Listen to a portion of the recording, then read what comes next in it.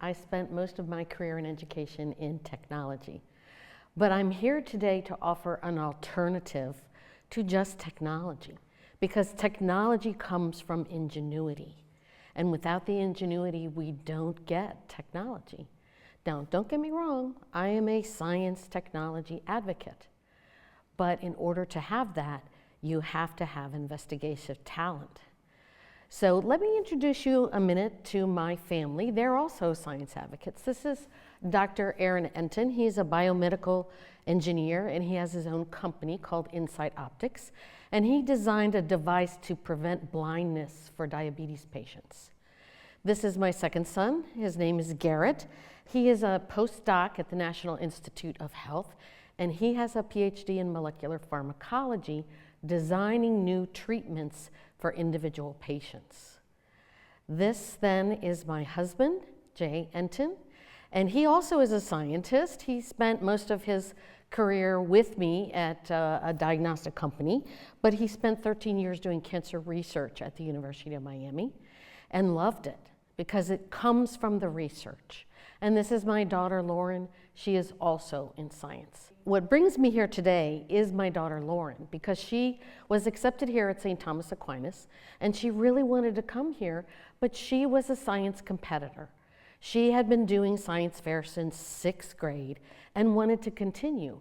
And at that time, and like most schools, they don't have science fair anymore. They don't have science competition. And that's really a shame, because that's where the ingenuity comes from. We were the family that sat at the dinner table, served sauteed mushrooms, and then proceeded to have an extensive discussion of spores and fungi. So that's not typical, but you have to incite science in your schools. And so this is one of the newest technologies, very exciting. It's a combination of a flow cytometer and a mass spec. And as you can see on the top left, they take the individual cells from tissue and they go through a series of processes and tag them and flag them and look at the different peaks, but then they can digitally recreate the tissue. Just imagine if you're looking at cancer and you want to know exactly what's causing it and where it is in the body, and you can re-digitize every single cell in a tissue sample. The hope for the future is amazing, but it's all based on ingenuity. So science fairs, what has happened to them? People don't want to do them. We came here to St. Thomas, and I met with the head of the department, and she was very open and very honest, and she said, we've tried science fair. It has a bad name. Science fair has a bad connotation. It increases the teacher workload, because if we require it, then it's a lot of work for the teachers. We need more funding to get some of the science projects supported. And it becomes grade focused. So then it's all about the grade, and it's not about the science. And recently I found, because I do judge at science fairs, that there's these great summer programs at colleges, and they bring your student in and they give them a project and they let them read a little bit about it, and they memorize some great stuff. Let me tell you, it's exciting to see that new technology, but they have no idea what they've done. And I've judged students where I've walked up and I've asked them, they say, oh, well, this number's too high. And I say, what number? And they don't know the unit of measure. And they don't know what they measured. And I've talked to students whose negative control was positive and whose positive control was negative. But because they don't understand the technology, they didn't design it, they didn't understand it. They've memorized very well. It's a good learning experience, it's a good college experience, but it's not stimulating ingenuity. So here at St. Thomas, we have set up an independent research course. It is an enrichment course after school. It's an honors credit. We have passion that we desire in the students. We let our students pick their projects. 13 different categories, you can do whatever you want. Math, physics, biology, whatever you like to do. And me, I'm the teacher, and Mr. Enton is also part of that to help us out. And we are really just coaches. So the students develop eagerness and excitement about their project because not only do they know how it worked out, they designed it. So there are 3 essentials for that course. First, you have to give your students confidence. They do the research, they write their research plan, they understand how to write procedures, and they go ahead and start the experiment. But you know what? You gotta let them go because sometimes it doesn't work out. Clearly, we have a little bit too much of the reagent in there, and he was a bit surprised. But he did it himself. Then he knows what's wrong and can go to the next step. And yeah, it got a little bit high and foamy, but he developed the passion then to say, wow, what did I do wrong? How do I fix this? Why is this like this? So that's what you really need, is the ingenuity in science today. If you look at the projects that we've done 137 to date, and the criteria for independent research lets you pick whatever you want. I've consolidated them into 7. So you can have behavior and social sciences, where we've helped students on the spectrum with simple cross-lateral exercise improve their test scores. We do cellular biology, where we right now have a student going to state who electrified an antibiotic and increased its use, which is a problem now. We don't have enough antibiotics. Environmental is the most #1 research thing that we do. We have degraded plastic with bacteria that we put plasmids in. We have taken fungus and also degraded. We made biofuels out of cellulose from celery. So very ingenuity-driven things. We've done chemistry and biochemistry, of course engineering. There's a lot of engineering, and I'm going to showcase a couple of those. And what you don't see here is physics, and I'm going to talk about a physics project in a bit, actually 2, and it is a very popular area as well. So where do the ideas come from? The ideas come, just like our topic today, from nature. Nature designed some very perfect things, and we could learn from that. So this is one of our projects that shows that this student was doing environmental projects for a number of years, and he realized that water, the availability of fresh water, is a problem. Desalination of the ocean, you think we have a lot of water, but taking the salt out is very expensive, and making it pure is even more expensive. So he realized that the mangrove trees that we have down here in Florida that are in the Everglades naturally desalinate. And so he looked and he learned and he understood, he studied the mangrove, and then he looked at the roots and he made a reverse osmosis membrane. And then he looked at the trunk and he made a silica frit, and then he looked at the leaves. And we don't have xylem and phloem, but what he ended up doing was turning his old device upside down to make use of the gravity. The whole point was to put this in indigent nations where they can't get fresh water. And yeah, his first device looked like this. It's okay. That's where you start. That's where the ingenuity is and the feasibility. He did go on to state level with a 3D printed device, and it looks much nicer than this. But this is where ingenuity comes from. This is Megan. Megan is not a scientist. That's another point. Some of the best ideas come from people who are not science-bound. She's a thespian, and she was a rugby player. Her first project designed a helmet from a non-Newtonian fluid, which it makes it soft, but on contact, it hardens and protects the brain. Very ingenious. And then she went on to football and tackling. She was really interested again in rugby, but lower body tackling and upper body tackling, and this was really kind of fun. We strapped a force and a shock meter onto the tackle dummy, and we had the football players tackle the dummy and measured and calculated the force and compared the 2 different types. And then we made recommendations to the coaches. So that was very helpful.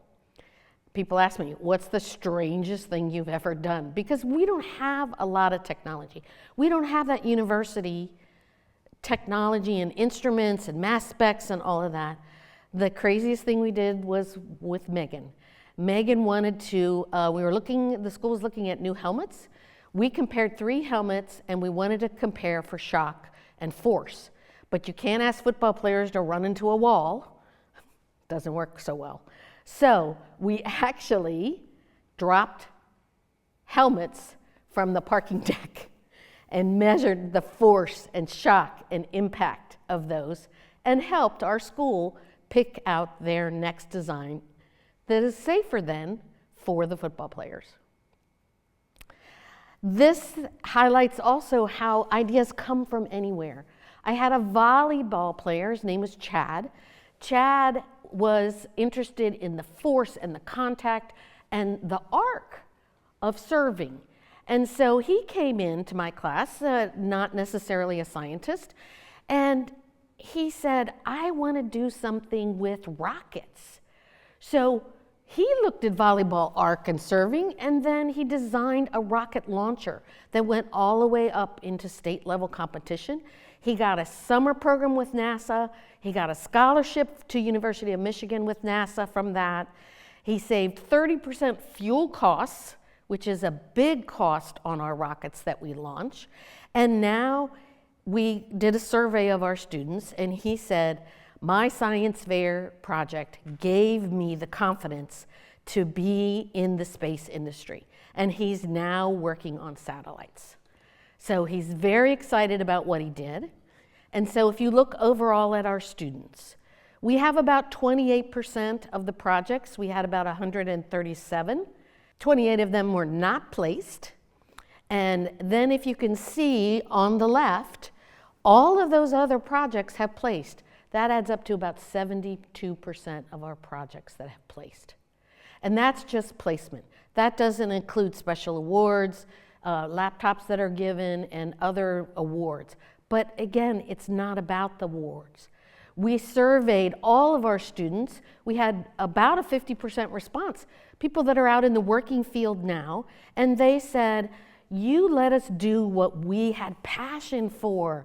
We got to put our hands on, and you guided us and trusted us. And then we can select the area of interest that we're in. So most of them stayed in the program for 3 or 4 years. And they then came back and told us. 100% said, I left there with confidence. I left there with planning skills and organizational skills and things that helped me through college and helped me interview and get the career that I wanted to get. And here's some of the other things. One of the craziest awards we got was the Gizmo Award. I had never heard of that before, but I had a student take a bicycle and engineer clean water and get electricity out of it by using a bicycle tire, again, for those countries that don't have electricity. Very amazing things come out of these students, but it's not about the numbers. It's about the ingenuity. It's about the science. So moving into international level, this was Brad. He did a biofuel cell, went all the way to international level. We had one student just do an analysis of 20 years of data on mass shootings and recommended some things, and he's lobbying right now with Congress to change some laws and rules because of what he found. And then we had one of our most brightest science projects ever, and that was a person who took the sap from a tree. She had read that it was naturally antimicrobial, meaning that it kills bacteria on its own. Think about all those countries that do surgery that can't give antibiotics after surgery. It is the #1 killer after surgery. And from that, she made sutures. So she polymerized it. She made 3 different strengths. She tested the strengths of the sutures against current sutures today, and they worked just as well. Strength-wise, they were incredible. That diagram there shows you with the clear zone, that's where the bacteria doesn't grow. So that sap they didn't know for sure, but she proved that it is antimicrobial for 4 different bacteria. And then you can see the actual sutures. So imagine sewing somebody up with a suture that you don't have to pack with antibiotics, or they don't have to take long-term antibiotics after surgery. Amazing. That project took us to the international level of science fair like the other 2. And the student who did that nervously awaited, and what she got was 4th place in the world. So she competed about 300 different students all around the world, and she got 4th place. There she is accepting her award, and we've come full cycle to look at careers. Is that you don't have to be a scientist. It teaches you ingenuity and planning. And you can see here that about 38% of the students do end up in some kind of science or medical field, but most of them don't. And you can apply ingenuity into anything that you want to do. And who was that 4th place winner? My daughter. She is now at the University of Texas. She's doing psychedelic research for depression and PTSD. She took a psychiatry course here at school and left her science biological field that she was interested in, and now she's in neuroscience. And just to wrap it up, we've done some really intriguing projects, and these are some of the students that have made a difference in the community. So I want to thank them for their research and their time and their efforts. If you have a great idea, the point is to put it in play, and then maybe it'll become a new technology. Thank you.